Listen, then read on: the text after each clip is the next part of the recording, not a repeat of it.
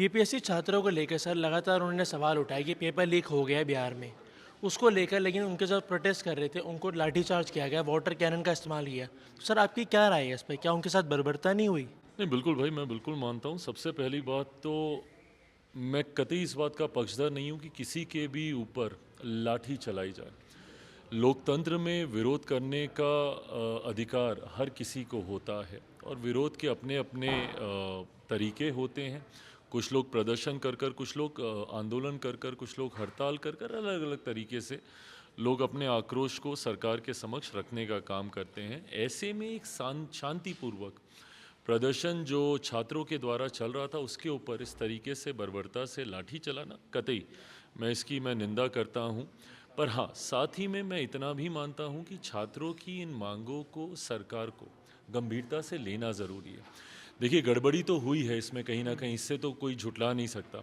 जिस तरीके से एक सेंटर पे री एग्ज़ामिनेशन करवाया गया और उस एक सेंटर के स्टूडेंट्स को 22 अलग-अलग लोकेशंस पे बैठा के उनका री एग्ज़ामिनेशन हुआ, तो ये दर्शाता है कि एक बड़े स्तर पर कहीं न कहीं कुछ तो गलत हुआ है।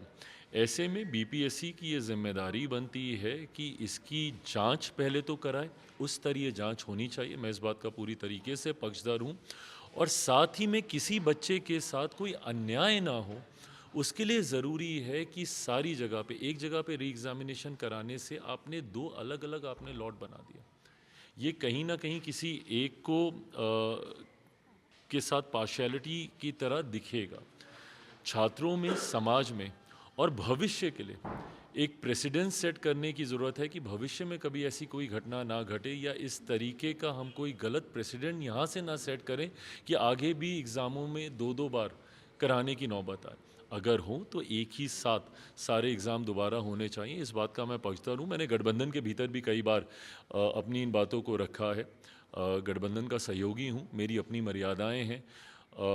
गठबंधन के भीतर मर्यादा में रहते हुए मैंने अपनी तमाम बातों को रखा है। माननीय मुख्यमंत्री जी के समक्ष भी इस विषय को पूरी गंभीरता से रखा गया है। मैं मानता हूँ कि सरकार इसको उतनी ही गंभीरता से लेगी और सही फैसला जो बच्चों के, छात्रों के हित में हो, वो लिया जाएगा। सर मेरा दूसरा सवाल, जातीय जनगणना पर आपकी क्या राय है? भाई, मैं तो शुरू से मैंने अपनी राय इसके ऊपर स्पष्ट रखी है कि जातीय आधारित जनगणना होनी चाहिए। सरकारों के पास कम से कम ये आंकड़ा होना चाहिए कि किस जाति की क्या आबादी है। कई बार कई ऐसी योजनाएं हैं, केंद्र सरकार हो, राज्य सरकार हो, वो योजनाएं उस जाति को मुख्य धारा के साथ जोड़ने की सोच के साथ उन योजनाओं का निर्माण करती है। ऐसे में उस जाति की क्या आबादी है, ये आंकड़े जब तक नहीं होंगे तो उसके अनुपात में आप राशि आप आवंटित नहीं कर सकते।